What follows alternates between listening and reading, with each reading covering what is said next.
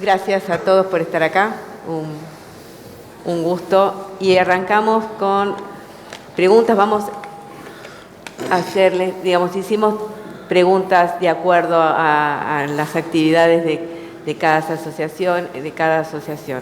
Y vamos a empezar con Mosquera, que es una pregunta amplia con Juan Carlos. La actividad está claramente acostumbrada a trabajar en contextos de alta inflación, todos lo saben, alta volatilidad, incertidumbre cambiaria. Son años y años de que ese ha sido el escenario. Como fue el microclima habitual del sector asegurador y siempre tenía capacidad de readaptarse para seguir funcionando. Ahora parece, lo decía un poco en mis palabras, que está cambiando, y también lo decía el superintendente de seguros. Caída del riesgo país, baja de la inflación, disminución de la brecha cambiaria. El sector está, las variables económicas están cambiando. La pregunta es, en función de la visión que ustedes tienen, y pueden después a lo mejor aportar, si alguno quiere completar la idea de Juan Carlos, si el sector sabe operar en este nuevo escenario. Bueno, buenos días a todos. Muchas gracias, Gabriela, por la invitación. Un gusto compartir el panel, el espacio con los colegas. Es bien amplia la pregunta. A ver, yo creo que el sector asegurador, si hay algo que ha demostrado a lo largo de los años, es su capacidad de adaptación y de respuesta a distintos momentos, a distintos contextos económicos, sociales, políticos. Yo creo que esta no va a ser la excepción. Es cierto que el cambio ha sido brusco. Si miramos 6, 7 meses atrás, veníamos con una inflación del orden del 20% y estamos en una inflación del 2,5%, 3% mensual, o sea, ha sido una caída brusca. Yo creo que todavía estamos en un proceso de reacomodamiento de algunas variables. Hay cuestiones, una inflación que ha quedado instalada en la actividad.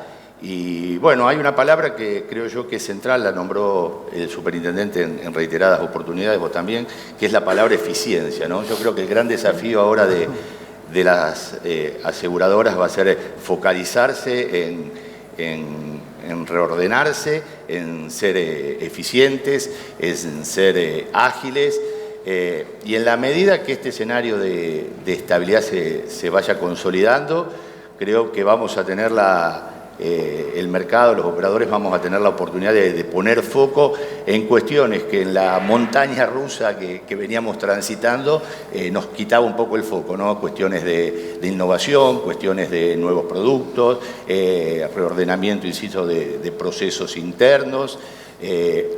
La palabra es la eficiencia, no va a haber que mirar los costos, veníamos con costos instalados elevados y este nuevo contexto impone reglas de juego distintas. Pero insisto, yo creo que la capacidad de los operadores para adaptarnos, si nos pudimos adaptar a un entorno tan complejo como fue el que vivimos los últimos años, creo que esto debería ser un poco más sencillo. El tema precio siempre está instalado en nuestra actividad. Va a haber tampoco creernos que este escenario es nuevamente para abrir las puertas y salir a competir agresivamente. Creo que, insisto, con ese resabio que todavía tiene la actividad del efecto inflacionario, hay cuestiones que se tienen que terminar de acomodar. Veremos los siniestros cómo responden, siguen siendo un dolor de cabeza, tanto por el ala de la judicialidad, tanto por el ala de los costos elevados que tienen. Notoria es la caída de los rendimientos de las carteras de inversiones producto de todo este reacomodamiento. Va a haber que aprender a jugar con algunas reglas distintas que no es que las desconocemos, quizás estaban un tanto olvidadas en los últimos años y habrá que desempolvar alguna de esas recetas, ¿no? Bien, será todo desafío del sector. ¿Querías agregar algo? Sí, a mí me parece importante remarcar algo en este sentido, que es lo siguiente. Si nosotros tenemos en consideración el mercado asegurador y la gente que lo componemos, podemos hablar que tenemos una experiencia promedio entre los líderes del mercado de aproximadamente 25 años. Por lo cual, no muchos han trabajado en un país sin inflación o con una inflación lógica. Si vamos a ese camino, tenemos que repensar todo el enfoque del mercado. Vivimos muchos años dependientes y pensando que el negocio era financiero, eran los bonos, era la rentabilidad, y no mirábamos la suscripción. Hoy tenemos muchísimas más herramientas para suscribir mejor, tenemos muchísimas herramientas para pricear mejor. Antes, para encontrar un actuario había que sacar 18 piedras y por ahí aparecía uno. Hoy, por suerte, el mercado tiene muchísimos actuarios. Hola. Es el micrófono. Hola. Ahí volví. Y creo que vamos a tener que repensar todo el mercado de vuelta, porque también parte de hacia dónde llegamos es no solo la macro, sino que tal vez perdimos de vista lo que era el negocio asegurador, sí. Y hay que volver al negocio técnico como se trabaja en el mundo. Eso sí, es toda una definición, porque histórica, digamos, el negocio volvió en el 2000, cuando fue la debacle del 2000, ahí todo el mundo se acordó que teníamos que volver al negocio técnico, y después eso se volvió a perder y rápidamente volvimos a un negocio financiero, que es lo que vos decís. ¿Vos ves condiciones para que se pueda reestructurar? Yo tengo confianza y quiero ser optimista que el camino que emprendió el gobierno va a ser sustentable y que en los próximos años vamos a volver a ser un país normal. Bien. Y creo que es lo que necesitamos todos, porque la verdad que lo que ha pasado en los últimos 20 años lo vemos en los niveles de pobreza por encima del 50%, sí, cosa que la Argentina nunca lo tuvo a nivel estructural.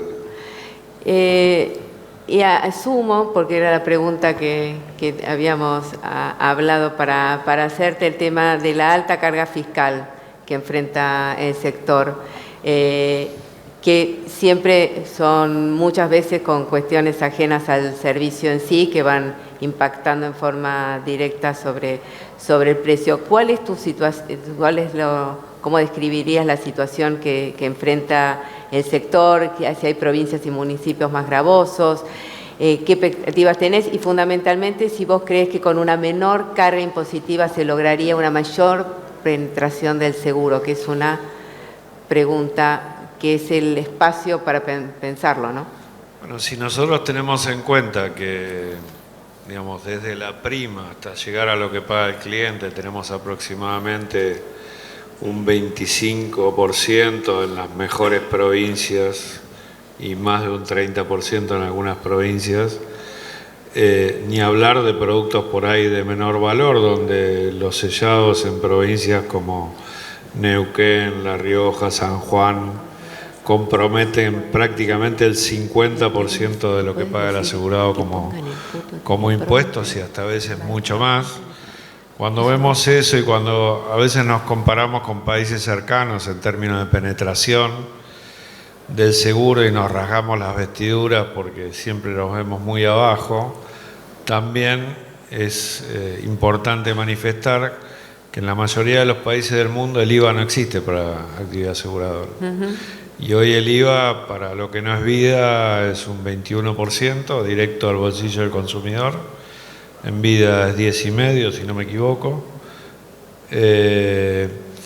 Por lo cual, digamos, obviamente, si nosotros logramos solo con una caída impositiva, tenemos capacidad para vender a otro nivel de precios y ser más asequible para la población.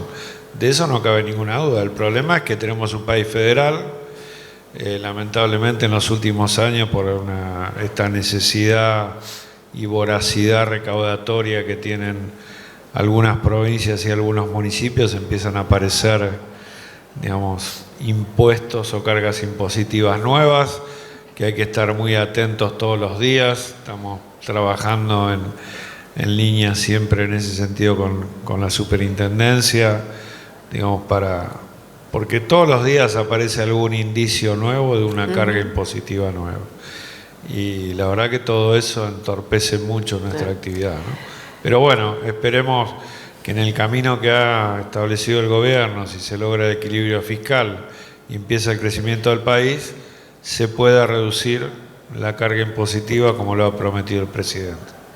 Gracias, Gustavo. Sí. Una pequeña aclaración. Sí. No sé si se escucha. Sí, se te escucha. Bueno, Lidia y Retiro no tienen IVA y espero que así se mantenga.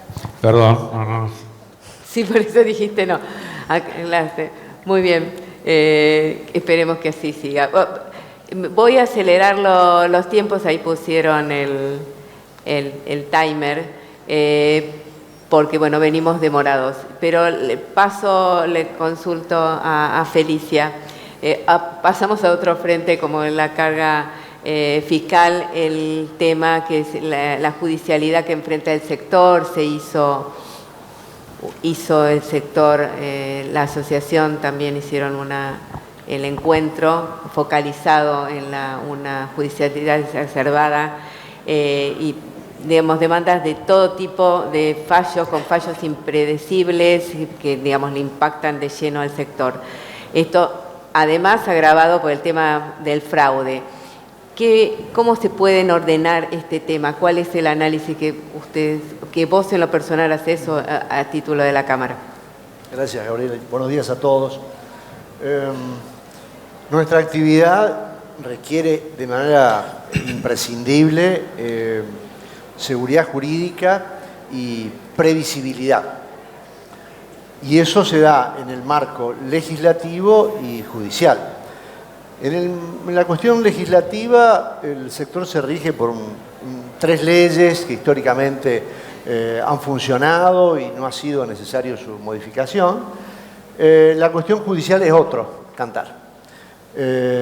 Y es otra la situación porque, si bien es cierto que en la cabeza del Poder Judicial, la Corte Suprema de Justicia de la Nación, tiene una visión absolutamente clara sobre la actividad y el sector y la necesidad de que haya seguridad jurídica y respeto al sector como un sistema, y por eso ha dictado las sentencias a lo largo de los años. Todos conocen la sentencia de Buffoni, y ahora ha aparecido una sentencia extremadamente importante en materia de ajustes, que es la sentencia Barrientos, en donde ha establecido la manera de cálculo de lo que se llama la escoria inflacionaria. No obstante eso, que parecería estar el sector en un mundo en donde el Poder Judicial lo protege, la realidad es diametralmente opuesta, porque hacia abajo, en la estructura jerárquica, y hablamos de cortes provinciales, cámaras, juzgados, provincias, tenemos una situación le llamamos un desmadre, y las noticias las tenemos todos los días. Y que los fallos de la Corte sientan jurisprudencia, no hacen tenemos, oídos sordos.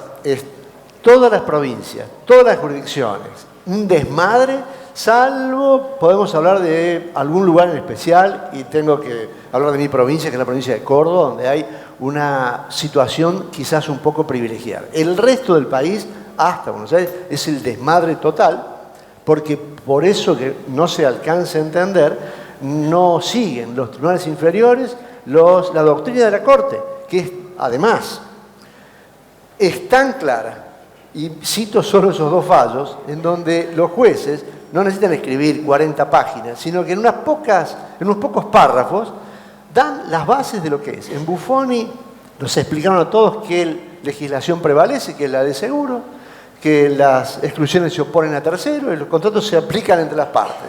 Y ahora en Barrientos nos dicen que si la deuda es histórica, tiene ajuste. Y si es actual, no tiene ese ajuste de inflación. Pero es de una sencillez absoluta, difícil de entender que los jueces no sigan esos criterios. Bueno, hay una tarea por hacer.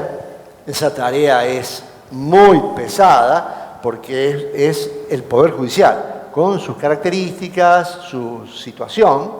Y entonces necesitamos todos los operadores, con la ayuda de la Superintendencia, con la ayuda del Ejecutivo, con la ayuda del Ministerio de Justicia, con la ayuda de la propia Corte, ver la manera en que esa doctrina, que es la correcta y es la que apoya al sector, y si apoya al sector asegurador, se apoya a la República Argentina, baje Sí. y llegue Ha a la habido sentencia. iniciativas de acercarse al Poder Judicial a por lo menos explicarle, ¿no?, cómo Tratar de funciona el explicar. negocio.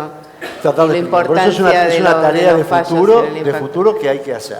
Y vos mencionabas el tema del fraude, y el tema del fraude creo que hay dos grandes razones. Una es una debacle y deterioro moral y ético de la República Argentina. Hay una situación ética en el nivel medio argentino que ha caído, más la pobreza, que es un caldo de cultivo muy importante, y entonces es necesario crear las condiciones para que el argentino medio vuelva a tener un estándar moral adecuado, y la economía debería mejorar esa situación. Además de los esfuerzos legislativos, que hasta allá en el gobierno existen algunos proyectos para que el fraude en seguros tenga una calificación más dura.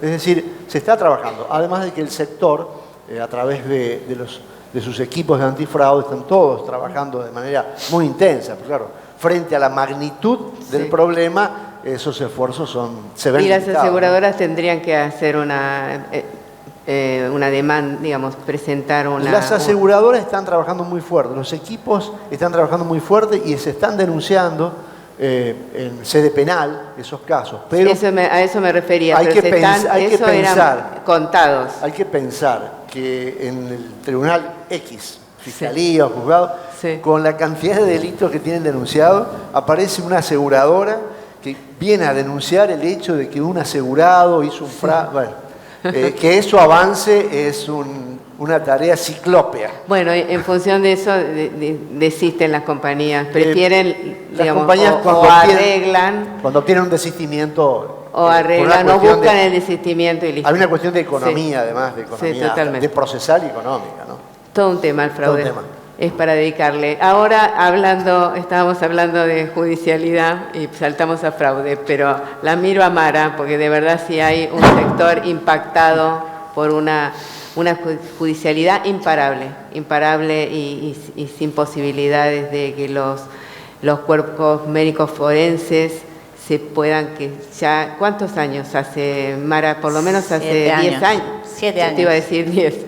Porque tengo la sensación de que cada expoestrategas hablamos de lo mismo. Muy bien.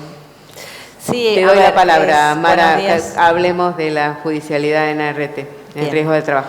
Buenos días. La verdad es que sí, no puedo más que coincidir con lo que se ha mencionado. Hay una suerte de rebelión en la justicia, fallos de corte. Hoy volvimos a tener otra ratificación del sistema, del fallo Pogonza. Y la verdad es que, bueno, la verdad es que, bueno, se ha trabajado mucho, se viene trabajando muchísimo desde la Cámara, desde las compañías en el tema. La solución es clara, está en una ley. Lo único que estamos pidiendo a la justicia es cumplan con el artículo 2 de la ley, que es ordenar lo que son las pericias judiciales. También el tema de las actualizaciones, porque hoy, como bien se señaló antes, mis colegas, esta cuestión de un cambio en la forma de tarifar, la necesidad de tener un resultado técnico para financiar estas cuestiones, que nos agarran un momento de de un resultado financiero más acotado, pero con las sentencias en su esplendor en esta materia. Así que ahí estamos haciendo un fuerte trabajo en toda esta cuestión. Algunas cosas vamos logrando. En el caso de Ciudad de Buenos Aires, por ejemplo, 5 de las 10 salas han tenido una mirada un poco más razonable respecto de las actualizaciones, pero bueno, son pequeños pasos que cuestan muchísimo y a veces en el número final es muy difícil de ver. Hoy por hoy el sector está infratarifado básicamente por esta cuestión de la litigiosidad, que digamos se contrapone por completo a lo que son los avances que ha tenido este sistema en materia de servicios, ¿no? En materia de baja de siniestralidad, baja de fallecimientos, mejora de beneficios. Si todos números buenos, menos absolutamente lo que es la economía real. Mara, para cerrar esto de los cuerpos médicos forenses, eso no hay ninguna otra provincia que haya adherido, porque eso va a ser el cambio definitivo en el ingreso de demandas. ese es el cambio. Lo que necesitamos, a ver, las provincias están adheridas, Sí. falta que las cortes de esas provincias constituyan estos cuerpos médicos forenses. Ok. Así que, y lo que Para decía, no ligar la sentencia, para poner la información, ¿no? Ustedes lo saben, no ligar la sentencia al a los honorario, honorarios del... y también ordenar, o sea, cuál es la vara, es decir, hacia la equidad, hacia la certidumbre de la cual todos necesitamos para trabajar. Y me parece no menor la cuestión de que ART es un socio estratégico en la generación de empleo y empleo de calidad. Tal cual.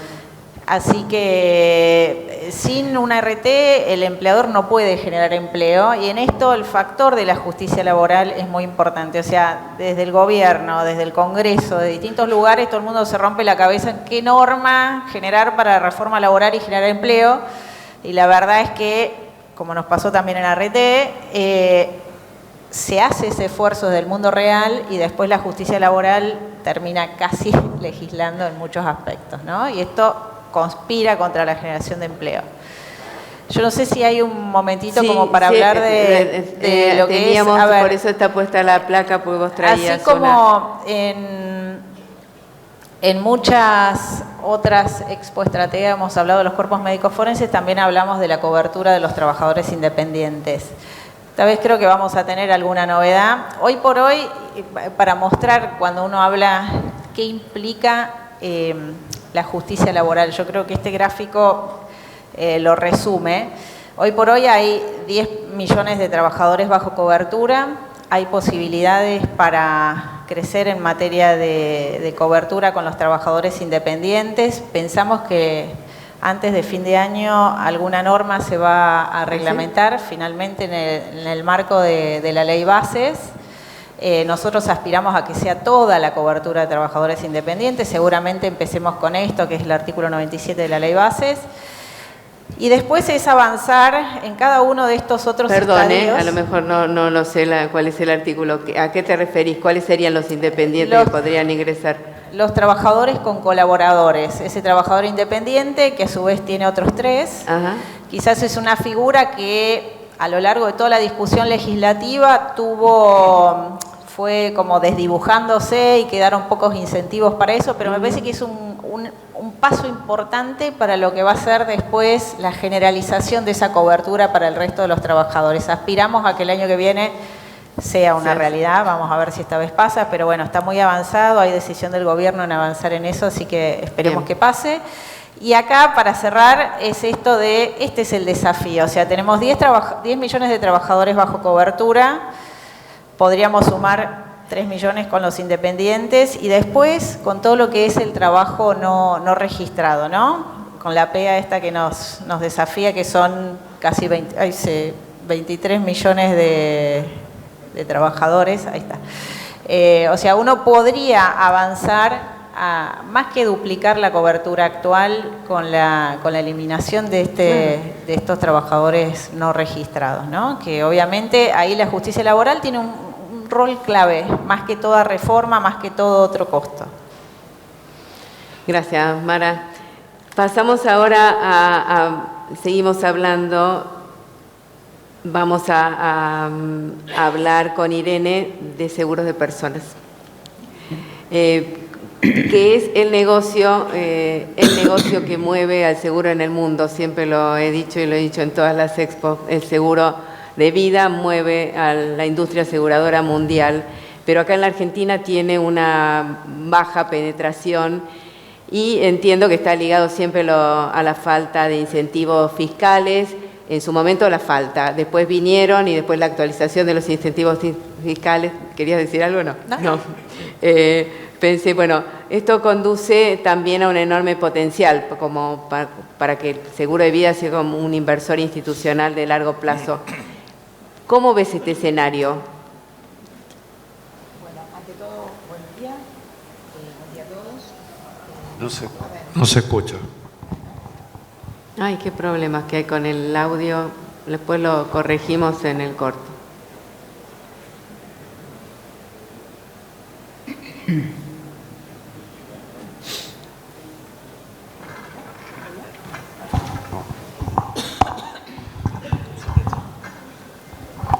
Hola. Bueno, buen día a todos. Sí, a ver, el gran tema que siempre surge cuando hablamos de seguro de personas es el tema y el gran desafío que nos cuesta tanto superar es el tema del crecimiento, ¿sí? Siempre decimos, y cuando vemos a nivel mundial y donde vemos qué penetración tienen los seguros de personas y cuánto participan del PBI, la realidad es que siempre decimos cuánto tenemos para crecer y cuánto nos cuesta crecer, ¿sí? Digamos, tenemos diferentes escollos a la hora de decir por qué no estamos en el nivel de producción que deberíamos estar. Uno, claramente, son los incentivos fiscales a nivel mundial, en todos los países donde los seguros de personas realmente tienen el nivel al que mencionamos, tienen incentivos fiscales importantes. En nuestro caso, ya hace unos años logramos la actualización de los productos individuales, pero no por un error en la redacción de la norma, no se llegó a actualizar los productos colectivos, es decir, aquellos productos que las compañías, aquellas coberturas que las compañías toman para sus empleados, tanto de vida como de retiro. La realidad es que eso limita bastante la operatoria a la hora de encarar crecimiento en todo lo que son seguros colectivos, que realmente es algo muy importante y que está muy relacionado inclusive con, digamos, todas las políticas que tienen las compañías en capital y en la parte de capital humano a la hora de atraer talentos, de retenerlos, etcétera.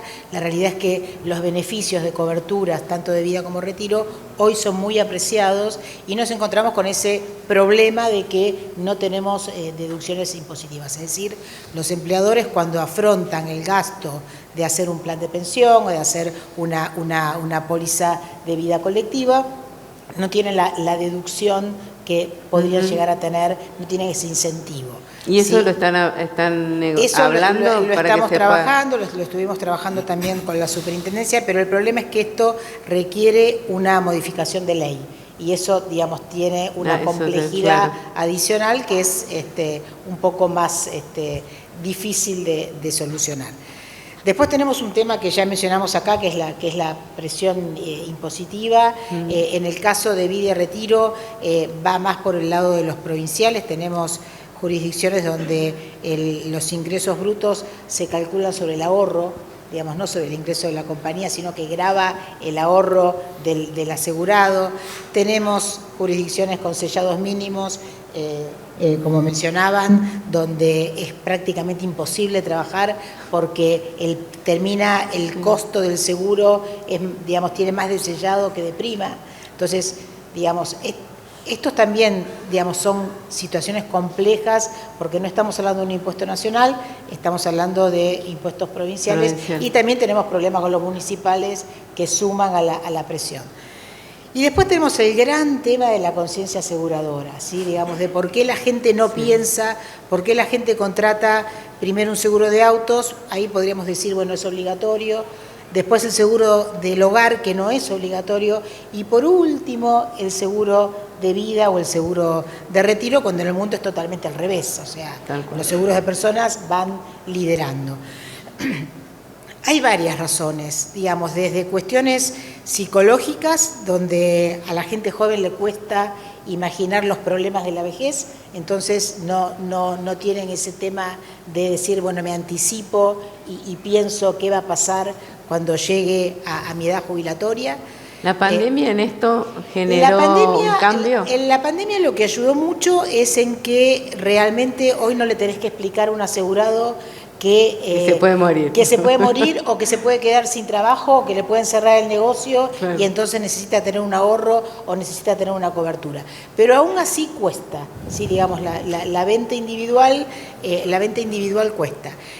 También, o sea, a todo el mundo le cuesta posponer consumo pensando en el ahorro, es decir, es difícil y el gran tema, digamos, de lo que la conciencia aseguradora, creo que no la tenemos que pensar como algo aislado, sino que la tenemos que pensar como algo que forma parte de la falta de educación financiera.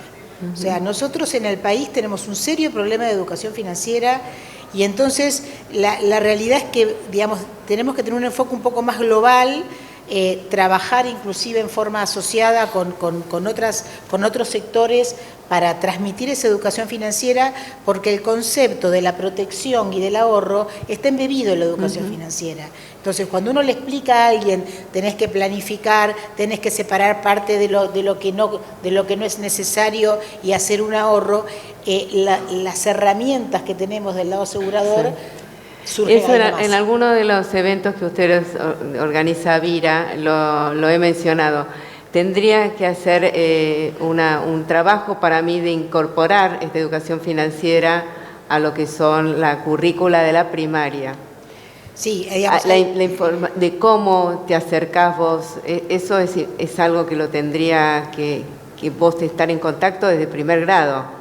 Desde el primer grado, qué es, digamos, cómo te vas acercando y después con la evolución de la edad, ¿no? Porque de verdad que la gente llegan a ser adultos, porque ya a los 13 años es un adulto y no saben nada. No, o sea, digamos, cuando hablas de planificación financiera, cuando hablas de rentabilidad, cuando hablas, realmente hay un desconocimiento importante, así que creo que el camino es por ahí. Muy bien, bueno, ahora nos quedan 10 minutos y ya se nos consumió todo el tiempo del panel. Les quiero una última pregunta. En realidad eran 2 preguntas las que nos quedan generales para todos. Respondan si quieren agregar algo más.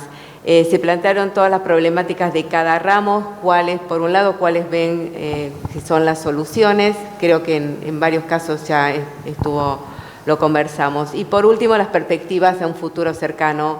Estamos hablando de las perspectivas del ramo y por dónde ven las oportunidades, en qué punto el tema de la digitalización y la transformación tecnológica impacta en el sector. Digamos, empezar a transitar el próximo año o mediano plazo en cada uno de los ramos en los que están trabajando. Estamos hablando de riesgo del trabajo, vida o patrimoniales en el caso de Felicia, de Mosquera y de Trías. Mi opinión es que el mercado está razonablemente preparado para afrontar estos cambios, lo mencionaba Guillermo, porque el mercado ha hecho un trabajo en estos últimos años de profesionalización, se ha tecnificado, necesita algunos cambios, necesita algunas adecuaciones, necesita quizás algo más de solvencia todo el mercado. Y lo hemos mencionado en algunas oportunidades, la necesidad de nuevas y mejores prácticas aseguradoras que deben ser incorporadas al día a día de las compañías de seguros.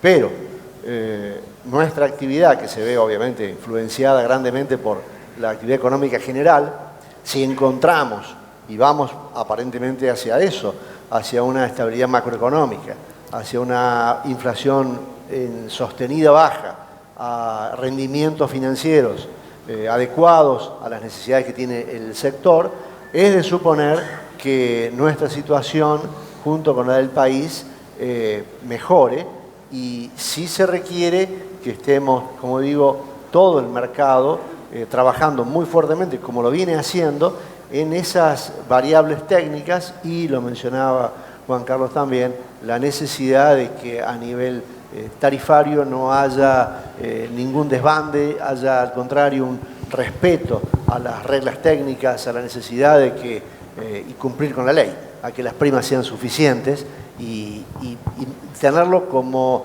una regla que no puede ser alterada. Debemos ir a la prima suficiente, tal como lo dice la ley, porque es una necesidad imperiosa para tener un mercado solvente. Muy bien, en cuanto a solvencia, vos haces referencia, estás hablando de, dijiste, falta de algunos... Evidentemente, el mercado ha sufrido la debacle argentina, lo que ha sufrido cada uno de nosotros en nuestra situación económica. Pero tendría financiera. que alguna corrección en cuanto a... Más que corrección, yo apunto a capitales, me refiero a capitales mínimos. Apunto a que cada compañía con una situación tarifaria adecuada mejore su situación y su estado patrimonial y financiero vaya mejorando. Es evidente que el tema inflacionario ha diluido capitales y nos ha empobrecido a todos, entre ellos al mercado asegurador. Por eso necesitamos recomponerlo para hacer una industria solvente que pueda responder de forma adecuada. Muchísimas gracias, Eduardo. ¿Podemos poner la placa con las fotos del final? ¿Ibas a hablar vos, Gustavo? No, pensé que iba a querer. Sí, no, está bien. Visión, ¿Alguno digamos. más que quiera hacer algún comentario de esto de mediano? Sí, yo creo que es muy importante lo que mencioné antes, volver a las fuentes. El mercado hoy es insolvente, producto de 7 años de crecimiento, de impactos inflacionarios terribles. Hoy seguimos sobreviviendo en virtud de regulaciones transitorias que estamos trabajando para desarmar y para marcar un camino de vuelta a tener un mercado más serio, ¿no? Digamos que no pase lo que pasó en el 2023, donde los plazos de pago se estiraron 90, 120, 180 días, muchos dejaron de pagar. Y eso, cuando decimos necesitamos crecer y por otro lado la gente ve que incumplimos, es como una problemática muy, muy grande. Obviamente no digo que todo esto sea todo el mercado, pero con que lo haga solo el 10, el 15, el 20% de los jugadores, eso genera un daño muy, muy grande en nuestra actividad. Necesitamos también reformular nuestra relación con la justicia. Necesitamos que se haga justicia, que los procesos sean mucho más rápidos. No puede ser que hoy un juicio por un accidente de tránsito en automóviles en promedio dure 55 meses. O sea, ahí no hay justicia para nadie. Sí. Por lo cual creo que necesitamos refundarnos como mercado. Yo soy un convencido de que tenemos las herramientas, pero hemos estado todos como país muy vapuleados en los últimos años. Hemos perdido el foco y tenemos que volver a encontrarlo porque... ¿Y cómo crecemos? Pues venimos en una picada, el sector cada vez es más chico, va perdiendo. Que lo que le pasó al sector asegurador es lo que le pasó a la Argentina. O sea, y como bien dijo, no me acuerdo si Eduardo o Juan Carlos, nuestra actividad es súper dependiente del crecimiento del país en general. O sea, el tema de vida, cuando uno habla de vida con ahorro en el mundo, se habla de que existe una moneda. La Argentina hace muchísimos años que no tiene una moneda. Entonces, ¿cómo le podemos pedir a alguien que confíe en invertir en una moneda si ni siquiera nosotros confiamos y salimos a comprar dólares todos los días? Entonces, eso creo que la historia nos condena también para tener un crecimiento lateral, si se quiere, fuera de lo que le pasa al país. Hoy dependemos mucho de la actividad. En la cumbre estuvo Arriazo y lo mostró claramente. Nuestros mayores impactos pueden ser el crecimiento de la economía y el desarrollo demográfico. El desarrollo demográfico, todavía estamos en el concierto de países que crecen de a poco. No nos pasa lo que les pasa a Europa, pero puede que en el futuro nos vuelva a suceder. Pero en términos económicos... el crecimiento de otros países de Latinoamérica es sustancialmente mayor del crecimiento que está teniendo Argentina. Por eso creo que desde ese punto de vista tenemos la capacidad. El tema que tenemos que sacar, hoy tenemos el 55% de la gente pobre, el 60% de los chicos bajo la línea de pobreza. Ese es el futuro dentro de 5 años, son los compradores seguros. Si la economía no logra sacar más gente de la pobreza, difícilmente este sector pueda volver a crecer. ¿Alguien? Juan Carlos. Yo comparto la mayoría de los conceptos, no me quiero repetir en honor al tiempo. Creo que el desafío es mirar para adelante. Creo que hay un contexto mucho más favorable, que si hacemos las cosas bien, las oportunidades están. Guillermo fue claro en ese concepto, que depende muchísimo de nosotros. Me parece que vamos a tener que trabajar por una actividad aseguradora, si se quiere, un poco más moderna, más ágil, más simple para nuestros clientes. O sea, le damos una póliza de 50 hojas que no lee nadie, 200 cláusulas, lo cubro en la cláusula 2, no lo cubro en la cláusula 46. La gente no quiere eso. El mundo cambió en ese sentido. Me parece que ahí hay todo un desafío. La velocidad de respuesta en la atención de los clientes es otro desafío. Y bueno, el concepto creo que más crítico en este, por lo menos, corto plazo, lo mencionó Gustavo, con el desafío que tenemos como actividad de recomponer, de ya no pensar que el rendimiento de las carteras de inversiones va a disimular las desprolijidades del negocio. El negocio va a tener que ser autosuficiente, vamos a tener que ser cautos en lo que cobramos, pero razonable lo que vale la cobertura de seguros, ser prolijo en la administración de los siniestros y tratar de no tener grasa, excesos de costos que nos tiran para abajo. Me parece que por ahí pasa, pero creo que el futuro es prometedor si hacemos las cosas bien. Me parece muy bien. ¿Algo querías agregar, Irene? A nivel de seguros de personas, además de todo lo que ya comentamos, creo que tenemos la posibilidad de acompañar desde el sector a la modernización laboral como uno de los instrumentos que puede usarse en el nuevo sistema de cese.